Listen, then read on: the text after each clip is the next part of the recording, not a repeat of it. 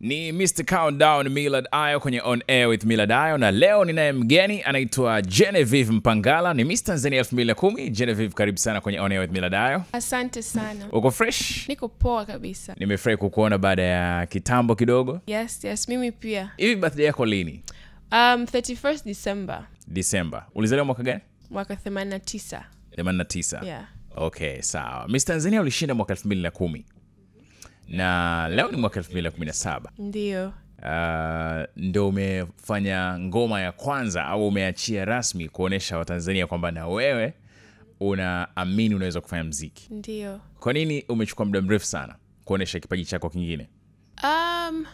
I don't know, yani it was a matter of time tu nafikiria. Kwa sababu mimi navyoona vitu ni vina wakati wake, yani kila kitu kina wakati wake. So I was just prepping. Nilikuwa nafanya a lot of karaoke. Yeah, yani nilikuwa napenda sana kuimba na marafiki, shule nilikuwa naimba. Yeah, kwa hiyo yani nikawa najipa kidogo muda, niseme nijitayarishe, nikiona niko tayari, then nitakutana na producers tuweze kufanya kitu kizuri. Na kama hivyo mwaka huu 2017 ndo nimeachia hiyo single yangu ya kwanza. Ingawa nimerecord nyimbo nyingine, lakini kwa release hii ndo ya kwanza. Una nyimbo kama ngapi kwenye akiba? Zipo kama 2 hivi. Kwa hiyo hii ni ya tatu ambayo umeitoa? Yeah, yani hii ndo ya kwanza kuitoa. Sawa, no, yani katika nyimbo ambazo ulikuwa tayari usharekodi ndo 3. Yes. Hika. Yes. Inaitwa Nana hii ya kwako mpya? Hii inaitwa Nana, yes. Na zote nyingine umerekodi na producer mmoja? Hapana, nimerekodi na producers tofauti, which nataka nikirelease ndo zijulikane zifanyika wapi. Yeah. Mara yako ya kwanza unaingia studio ndo unaanza kurekodi Bongo Flava. Ilikuwa lini? It was last year around October. Mwaka 2016. 2016, October. Yes. Kitu gani kilikusukuma uende studio? Nilikuwa nataka niimbe na Watanzania na Watanzania waimbe na mimi. Kwa hiyo niliona niko tayari. Nilikuwa nafanya mazoezi ya sauti kwa mwalimu anaitwa Joet Music. Yeah, yeye huwa anafanya vocal training. Kwa hiyo nimefanya naye kazi kwa muda, and then nikaona niko tayari kuanza kuingia studio rasmi na kurekodi. Vocal training imekuchukua muda gani? Vocal training imenichukua kama wiki kadhaa hivi, wiki 2 tuseme. Okay. Yeah. Kwa hiyo ilikuwa ni kama kujibrush hivi, kwa sababu yani naona tayari hicho kitu ninacho. Kwa hiyo nilihitaji mtaalamu aniweke kwenye mstari. Okay. Uliingia kwenye, kwa sababu sasa hivi Bongo Flava ni biashara. Ndio. Uliingia kwenye Bongo Flava kwa sababu ya msukumo wa kibiashara au ushawishi wa kibiashara, ama ulishawishiwa na mtu, ama? Mimi nitasema ushawishi wa kibiashara uliopo sasa hivi. Na pia naona wasanii mbalimbali hapa Tanzania kama Vanessa Mdee, kama Mwasiti, Lina, ambao wanaweza waka influence jamii kwa kupitia mziki wao. Na pia napenda mziki mzuri, napenda mziki wanaofanya. Kwa hiyo kwanza kabisa ilikuwa ni msukumo huo wa kibiashara, kwamba through the music ambayo unafanya inaweza ikaku-raise juu sana, ikakupeleka sehemu tofauti tofauti, na ukaweza kusimamia causes tofauti tofauti. Okay. Kuna story ambayo uliwahi kuisikia ya mtu ya kibiashara ikakuvutia zaidi, ya anafanya muziki wa Bongo Flava? Yes, Mwasiti especially. Yeye alivyojikita katika muziki wake, shows ambazo huwa anafanya, yani very corporate events. Yeah, anafanya corporate events nyingi ambazo wanasema analipwa vizuri sana katika wasanii wa kike hapa Dar es Salaam, Tanzania. Yes. Okay. Yeah, kwa hiyo ni mmoja hapo. Na pia Vanessa Mdee, ambaye she's crossing borders everywhere, yani anafanya muziki mzuri, muziki wake unaeleweka across the country na the world sasa hivi. Yeah. Kwa hiyo ni watu ambao wanani inspire na kunionyesha kwamba yes, hichi kitu kinawezekana na it's doable. Okay. Kuna mapungufu gani au kitu gani uliona kimemiss, yani kwenye Bongo Flava ukasema mimi naingia nataka nikifanye hichi? Yani mimi naingia katika Bongo Flava nikitaka na mimi niweke la kwangu. Yani it's like yani ni kama basket hivi, kila mtu anaweka dau lake na mimi nataka niliweke la kwangu mimi, kwa sababu nataka nitoke kama Genevieve, nataka watu waelewe muziki ninaofanya mimi, yani waki aina hii, na kuweza kuwafikia watu mbalimbali. Kwa hiyo ni sidhani kama nimeona kuna kitu kinapungua sana au vipi. No, yani nataka na mimi niwepo kupiga muziki mzuri na kufanya muziki mzuri. Okay. Yeah. Ilikuwaje siku ya kwanza unaingia studio kurekodi? It was very it was different. Yeah, it was very exciting. Nilikuwa yani niko excited sana, ila nashukuru ma producers kwa sababu ni mwanamuziki mpya kabisa, waliweza kunielekeza vizuri, yani the do's and don'ts, yani maisha ya studio na vitu kama hivyo. Kwa hiyo it went well. Nani alikuwa studio wakati unarekodi? Yani mtu yote maarufu alikuwa around? Katika hii nyimbo alikuwepo Juma Jux, alikuwepo pia Quick Raka mwenyewe kwenye studio, kwa sababu umerekodia kwenye studio yake. Yeah, and also alikuwepo Jinako. Yeah. Kwa hiyo yani kidogo I was nervous. I'm like, okay, sawa watu. Lakini nashukuru Mungu walikuwa very, yani walinishauri vizuri na wakaniambia kwamba just be comfortable, yani you can do it. Walinipa amani, kwa hiyo nikaweza kufanya vitu vizuri. Okay. Na walikusaidia kuandika kivyovyote vile ama walikwambia chochote? Yeah, walinisaidia katika maneno kuandika. Pia kuna sauti ambayo imeingizwa ya Jux kwenye hii nyimbo. Kuna vionjo ameniwekea hapo, na pia kuna sauti ya Quick. Zile Jamaicans Amaduya. Yeah. That's Quick Raka. Yeah. So wamenisaidia kwa kweli nisemeje yani it was like a good coaching wamenipa ingawa ilikuwa ya muda mrefu, lakini kwa kile kipindi kifupi ambapo tuliweza kuwa pamoja na kufanya ule muziki, yani umeweza kunipa the confidence mpaka kumaliza. Okay. Umeiona Bongo Flava kwenye wazo la kibiashara au kwenye lengo la kibiashara? Wakati unajipanga kuingia, ulijitahidi au ulifanya kwa namna yote kuhang na mastaa wa Bongo Flava? Wakati wa kuhang nao ilikuwa tu ni wakati wa studio time. Yeah, yani ni kipindi hicho tu cha kuhang nao. Ni wasanii gani marafiki zako kwenye Bongo Flava? I can't say na marafiki wengi wa wasanii wa Bongo Flava, lakini wapo ambao tunafahamiana, yani ile tukionana it's like hey it's all good. Yeah. Kuna Nandi ambaye waga nakutana naye studio. Okay. Yeah. Mwasiti pia, Barnaba. Yes, Barnaba is a cool dude. I love him. Yeah. Yes, and Quick. Yeah. Okay. Na pia Lufa kwenye studio pale, yani he's like the best producer ever. Yeah, he's the first guy to actually kunielezea jinsi ya kumelodize. Yeah, yani kwamba yeye ndo alinielekezea hivyo kwamba anything you think of just say it, and then nika end up to create beautiful melodies ambazo ndo leo hii nikisikia kwenye huu wimbo wangu kama leo umepiga hapa. Yeah. Yani I get chills all over my body. I'm like, okay. This is very good. Yeah. Yes. Na ulipiga take nyingi kama 40 hivi? Nimepiga take za kutosha. Kwa hiyo kuna saa nyingine kuna maneno ambayo sasa katika kuimba yalikuwa yananishindwa kusema, especially ile neno chochote. Sasa kwenye muziki kulisema, yani nilichukua take nyingi sana kuisema ile neno. Okay. Yeah, mpaka ikawa kama kichekesho sasa. Everyone was like, usema tena. Yeah. Okay. So, ni nani ambaye unamwangalia sana kwenye muziki? Yani una data na muziki wake, unapenda kuiga vitu vingi kutoka kwake na kujifunza pia? Okay, in a global way? Yeah. Nampenda sana Rihanna. Uh-huh. Yes, nampenda pia Beyonce. Okay. Yeah. Na kwa hapa Tanzania Vanessa Mdee, she's mad crazy, very good. Na Navi Kenzo.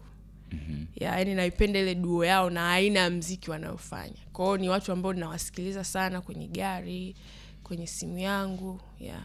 Okay. Hiyo poa sana. Hiyo safi sana. Video sijaona umeiachia.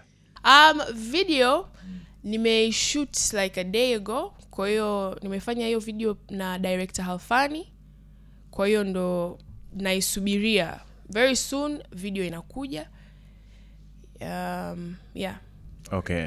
Umefanya hapa Tanzania? Nimefanya hapa Tanzania. Okay. Haujaenda beach wala nini? Sijaenda beach wala nini. Really?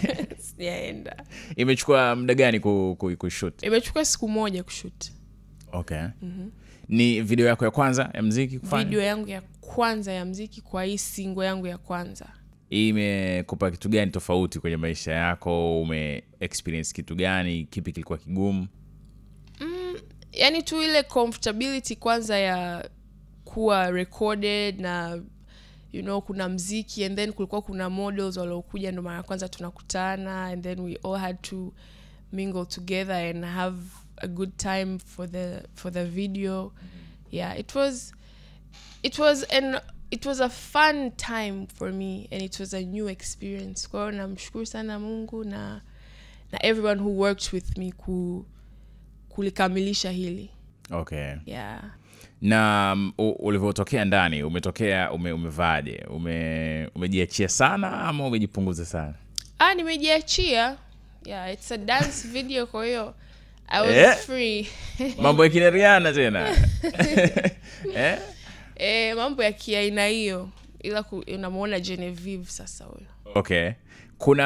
Kuna mtazamo wowote ambao unao kuhusiana na aina ya mavazi ambayo utatokea nayo kwenye video? What do you mean? Kwenye swala la mavazi, umejiachia sana ama umejibana? Yani kiheshima zaidi ama kirihana zaidi?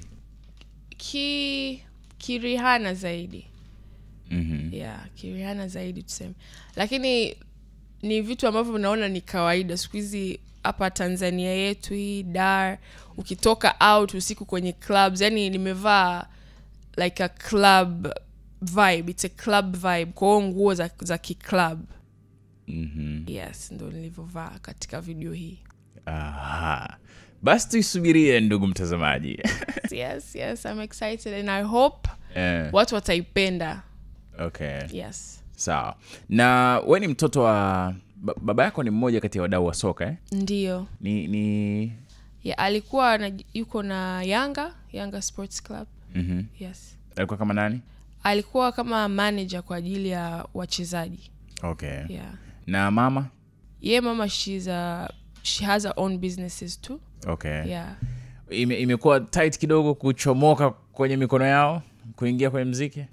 Not really. They are very supportive kwa sababu kutokea Miss Tanzania na kipindi baada ya Miss Tanzania walikuwa wanaona mwelekeo huo. Kwa hiyo hata kwa wao imekuwa nimeichukua muda mrefu kuwaelezea. Kwa hiyo ni sikukurupukia tu. Kwa hiyo mpaka sasa hivi walikuwa wameshanielewa kwamba hilo ndio lilikuwa lengo. Na pia katika familia yetu mimi kakaangu mkubwa wa kwanza anaitwa Danstan. Yeye alikuwaga mwanamuziki na yeye miaka ya 2000. Kipindi wakina Alikiba, Mr. Blue anatoka they were recording. Yeye alikuwa ana kundi lake linaitwa DNT, Danny and Trigger MC. Okay. Yes. Kwa hiyo wao yeye alisha record single moja ilikuwa inaitwa Hanitaki Tena. Yeah, alifanya na Jose Mtambo. Okay. So nayo hiyo imenisaidia hata na mimi kuniweka mahala pazuri kwamba hata mimi naweza nikafanya muziki na nyumbani wasiwe like mbona una shift au vitu kama hivyo. Okay. Okay. Historia yako kidogo, ulizaliwa wapi? Ulisoma wapi? Mimi nimezaliwa hapa Dar es Salaam, Kinondoni. Mwaka 89 tarehe 31 mwezi wa 12. Ni mtoto wa pili katika familia ya watoto watatu. Ulizaliwa Muhimbili? Hapana, nilizaliwa kwa Dr. Andrew anaitwa. Okay. Yeah. ya Kinondoni hapo. Okay. And then ni mtoto wa kike wa pekee katika familia yetu. Oho.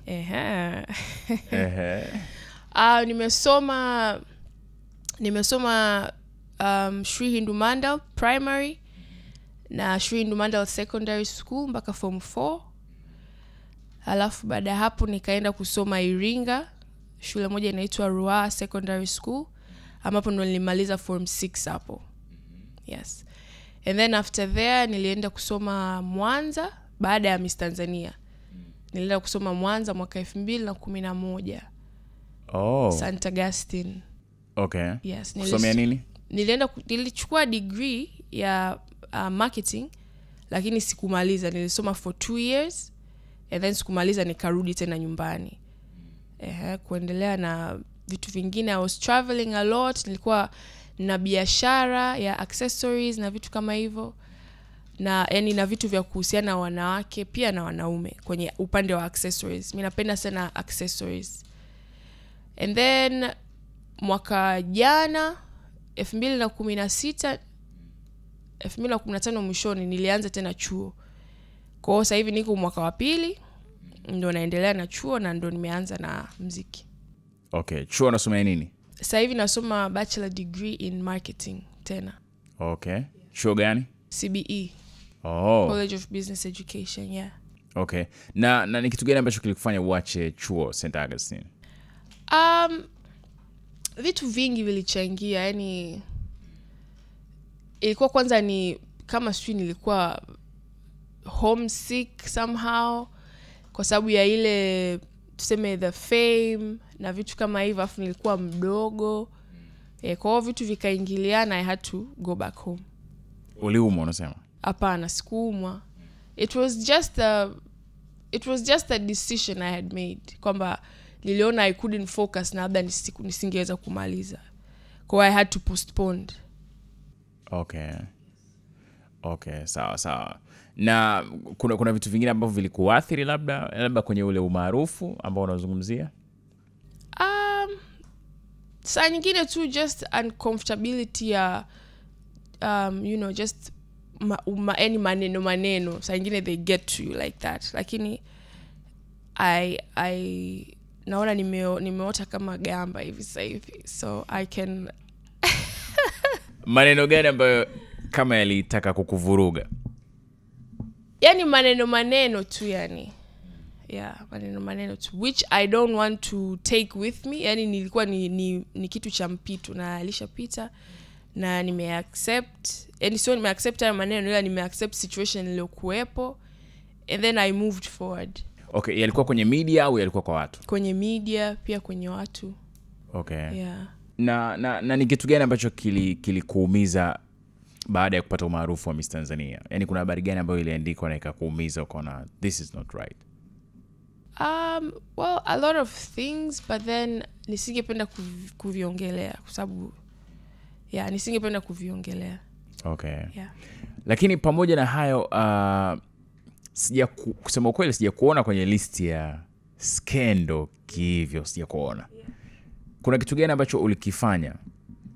Yani kwa mimi I'm a very low profile person. Huwa najichanganya lakini sio kujichanganya ile sana. Yani I like to keep to myself and people very close to me. Yeah. Yani nataka nikiwa na mahusiano na mtu ya urafiki au ya aina yoyote, yani nihakikishe kwamba ni my circle, yani sema my circle is very small. Labda ndio maana huwa sisikiki sana lakini nipo. Okay. Sasa unaamini kwenye kiki? Naona kiki zipo sana. Yes, kiki zinafanya kazi. Yeah. And na wewe umeingia kwenye Bongo Flava right now. Uko tayari? Yani ni kitu ambacho unaweza kukifanya siku moja, kutengeneza kiki kibiashara? I don't know, I guess. Tutaangalia, I don't know. Okay. Yeah. Kuna kiki gani ya Bongo ambayo ilishai kufanyika ukasema kweli ilitisha? Yani ilikugusa paka wewe? Kiki iliyonishangazaga ilikuwa ya Shilole na Vanessa Mdee. Okay. Yani kwanza yani niliona video ya Shilole yani anavyomthreaten Vanessa, nikasema Mungu wangu hiki nini sasa hao dada wanafanya nini?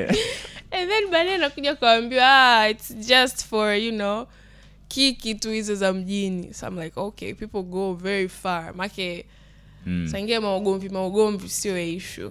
Yeah. Kwa hiyo mimi nilivyoona ile video nikasema na nilishai kuona video za Shilole kwamba anasemekana alikuwa anampiga mwenzi wake na vitu kama hivyo. Sasa nikasema Mungu wangu, nikawa nina picture Vanessa Mdee na huyo Shilole, nikasema sasa hao wakikutana si inaweza ikawa ni balaa hapa mjini.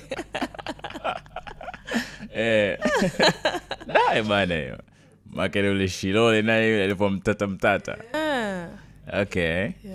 Ukipita kwenye kwa mfano ile ngoma yako kwenye millardayo.com, ipo pia kwenye YouTube. Kuna comment mbalimbali. Kuna wengine wanasema hongera sana, karibu kwenye Bongo Flava, game ni ngumu. Kuna wengine wanasema, mwingine wanasema bana wewe achana na muziki. Unazizungumziaje comment zote hizo? Kwa hizo comment mi kwa sasa hivi, kwa sababu ndo kwanza naanza, nitachukua tu zile positive comments. Yeah, nitachukua tu zile positive comments. Zile negative comments nitazichukua kama constructive criticism, lakini sito dwell sana huko kwa sababu ndio kwanza naanza. Sasa nisingetaka kuji crowd na vitu negative kwa sababu kwa sasa hivi nataka kwenda juu. Yeah, kwa hiyo natakiwa niwe positive. Yani niwe na positive vibe ili niweze kwenda juu. Na kwa walionipa hongera, walionipa maneno positive, na washukuru sana. Naamini kwamba nitaendelea kufanya vitu vizuri na sitawaangusha. Okay. Kuna mtu ashaye kukwambia kuhusiana na wewe kufanana kwa mbali na Rihanna kidogo? Yes, sana. Yeah. Hata shule, make mimi nilivyokuwa form 6 tulikuwa tunanyoa nywele.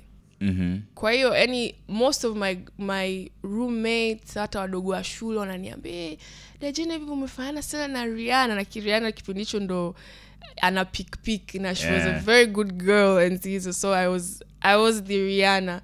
Na hata nilikuwa nikiimba labda hostel chumbani kwangu kwa wadogo zangu wa shule na marafiki zangu, wanasema wewe kama Rihanna, hivyo. Na nilikuwa napenda sana kuimba nyimbo zake. Okay. Sawa.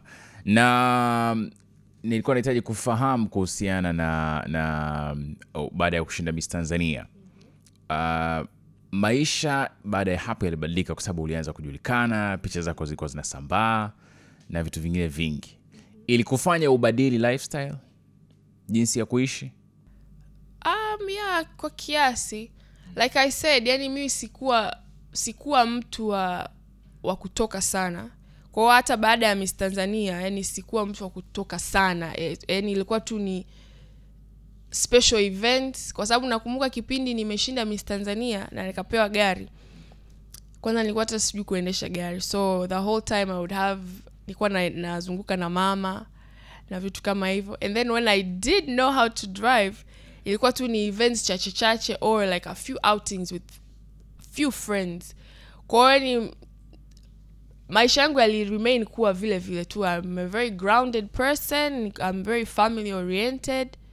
So it was pretty much the same. Ingawa watu walikuwa wanani portray tofauti. Like saa nyingine mtu alikuwa anakufahamu kabla ya kuwa Miss Tanzania, and then umekuwa Miss Tanzania kwa ana expect kwamba Jena labda sasa hivi inawezekana labda nimepita sikumuona,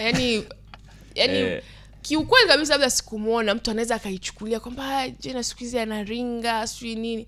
Unajua vitu kama hivyo kiubinadamu tu, but I am the same grounded girl before Miss Tanzania, after Miss Tanzania, and now as a musician, as an artist, I'll still be the same grounded person, very private person. Yeah, na maisha yataendelea hivyo. Okay. Hivi ulivyoshinda Miss Tanzania ulikuwa na miaka mingapi? Nilikuwa na miaka 20. Na miaka 20. Okay, yes. Right. Okay, sawa. Ile gari bado unayo? Nayo. Yes, nayo. Umeongeza nyingine? My baby. Yes.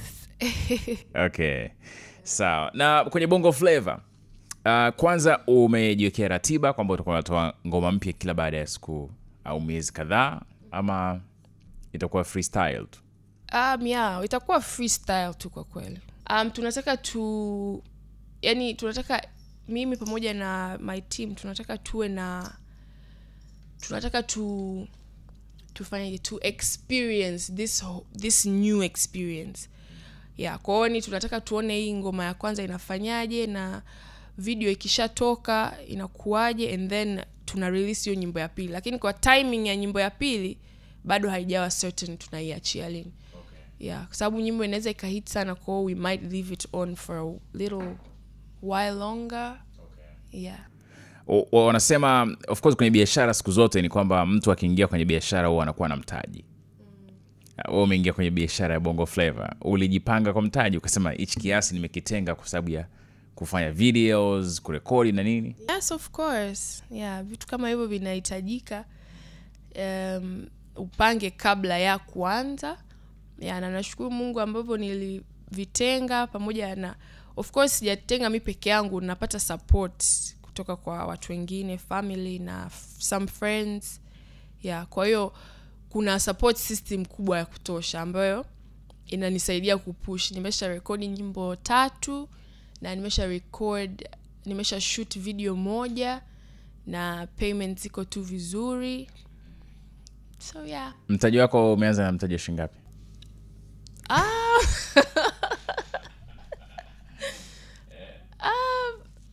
Yani hilo swala la mtaji hilo don't worry. Kweli kabisa, sio? Don't worry. Ila mambo yanaenda, tunamshukuru Mungu. Mambo yanasonga. Sawa. Na kwenye Bongo Flava kuna watu gani ambao ungetamani kufanya nao kazi? Watu kibao.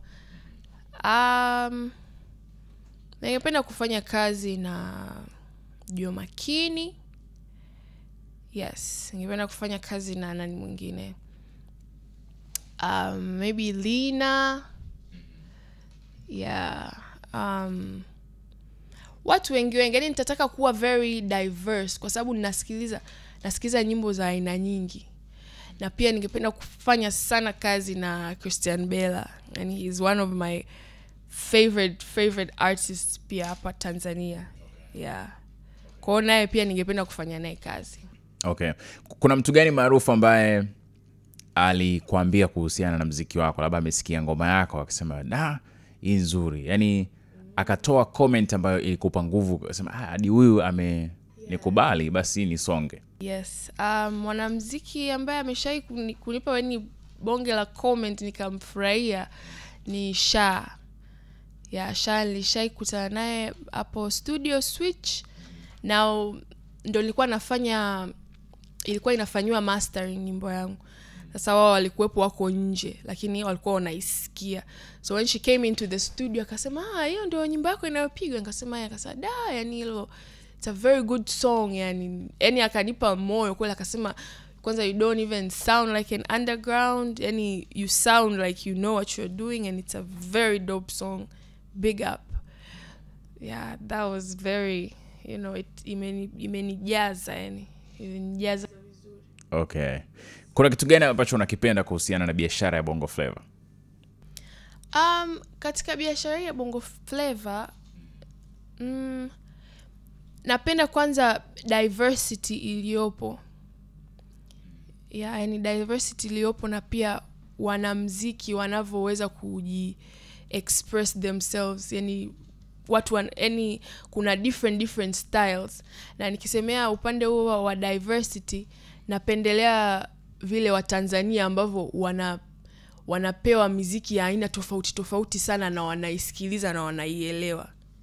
Yes, so napenda ule utofauti. Yani sio kwamba ni kitu kimoja tu kinapigwa all over Tanzania, labda wanamuziki wote wanaimba upande mmoja. Yani kuna diversity tofauti, yani nyimbo zina mahadhi ya tofauti sana. Okay.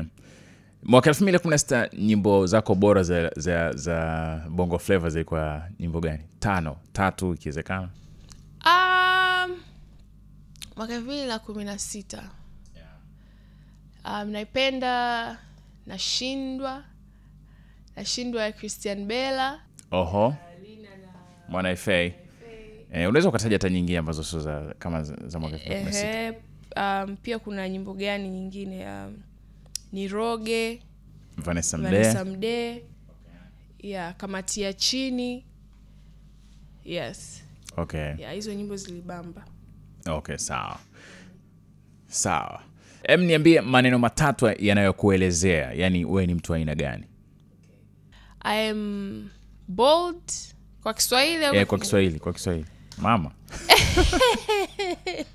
Hasa kama naelewa kwa Kiingereza inakuwaje hapo? Ngoja niatafutie maneno ya Kiswahili.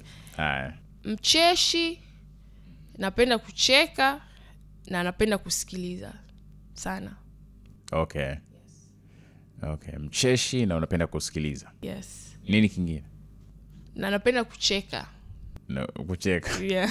Wewe ni mkorofi? Yeah, naweza nikawa mkorofi. Kweli. Kuna kitu gani mtu anaweza kukifanya kikakuudhi? Yani ni kitu ambacho upendi kabisa kufanywa? Yani sipendi kuona mtu ananikosea heshima. Yes. Yeah, yani mtu ananikosea heshima intentionally, labda anataka kama kunionea, and then I feel like you're disrespecting me. Yeah, hiyo it pisses me off a lot. Ulikuwa head girl shuleni? Yes, nilikuwa head girl shuleni. O level Shri Hindu Mandal. Okay. Utawala wako ulikuwaje? Utawala wangu ulikuwa fresh sana, watu walikuwa smart, tunafunga tie vizuri, tunachomekea. Yeah. Okay. Unapenda siasa kidogo? Sio sana. Okay. Yeah, napenda tu kuisikia lakini nothing more than that. Okay. Sawa. Maswali machache ya kumalizia. Umeshawahi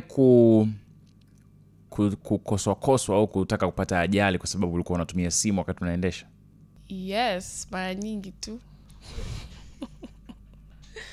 Yeah, yani ni sio vizuri kwa kweli kutumia simu kunaendesha. Yani unajua saa nyingine unakuwa so, yani unaingia sana kwenye message, yani unataka kumuelezea mtu sasa, afu unakuta labda saa nyingine mara nyingi inakuwa ni unakuta unaisogelea sana gari. Yani you don't even understand kwamba kumbe brake umeiachia kidogo, and then unaona gari inasogea, and then unakuja kushtuka yani umeikaribia sana gari ya mbele yako. Okay. Yeah, lakini haukuwahi kupata ajali? Kwa sababu ya kutumia simu hapana. Okay. Lakini ile kukoswa kubwa ilikuwa ipi? Kama unaikumbuka.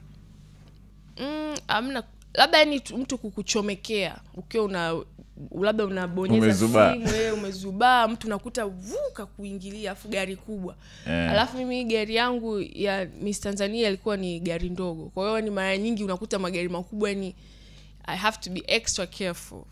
Okay. Una mtoto? Hapana, sina mtoto. Okay. Ungependa kuolewa? Yes. Yeah, in the future ningependa kuolewa, kuwa na familia na watoto. Yes. Sawa, Genevieve, imekuwa poa sana kuwa na wewe kwenye On Air with Millard Ayo. Asante. Nimefurahi sana kusikia kutoka kwako. Labda kama kuna kitu ambacho ungependa kuongezea kabla hujaondoka. Mimi nimefurahi sana kuwepo hapa siku hii ya leo. It's a beautiful morning. Yeah, tuko On Air na Millard Ayo. Nashukuru sana kwa kuni invite over to have an interview with you. Na pia nashukuru platform hii ulionipa kuweza kuitangaza pia nyimbo yangu. Na pia kuweza kuongea na Watanzania kuhusiana na mimi ni nani na kitu ambacho ninafanya sasa hivi. Single ndo hiyo imeshatoka, inaitwa Nana. Nashukuru kwa Watanzania. Nimepata reviews nyingi positive, nazichukua, na hata zile negative nitazichukua hivyo, lakini naomba Watanzania tuweze kuwa na mindset ya positivity, tuweze kusapotiana, kwa sababu tunaweza mtu mmoja akaipeleka nchi yetu mbali zaidi. Kwa hiyo tunatakiwa tuwe positive, kwa sababu sisi wote ni wamoja, na kama hivyo Tanzania tunasifiwa kuwa ni nchi ya amani na utulivu. Inabidi wote tuwe na ushirikiano kwa kitu cha kwetu. Okay. Yes. Video inakuja soon, and yes, nawapenda wote. Alright. Hivi ni Miss Tanzania gani aliyetangulia unamtazama sana? Miss Tanzania aliyetangulia namtazama sana Millen Magese. Happiness Millen Magese. Yes. yeah, yani yuko very strong willed na yuko anajiamini sana na namwangalia sana, yani ni kwa Kiingereza watu wanasema she's a go getter, yani na sio muoga kufanya initiatives zozote. Yes. Sawa. Kuna wengine ambao wameshasikia kuna umeshajaribu kuwasikilizisha wimbo wako mpya Mamis Tanzania wengine?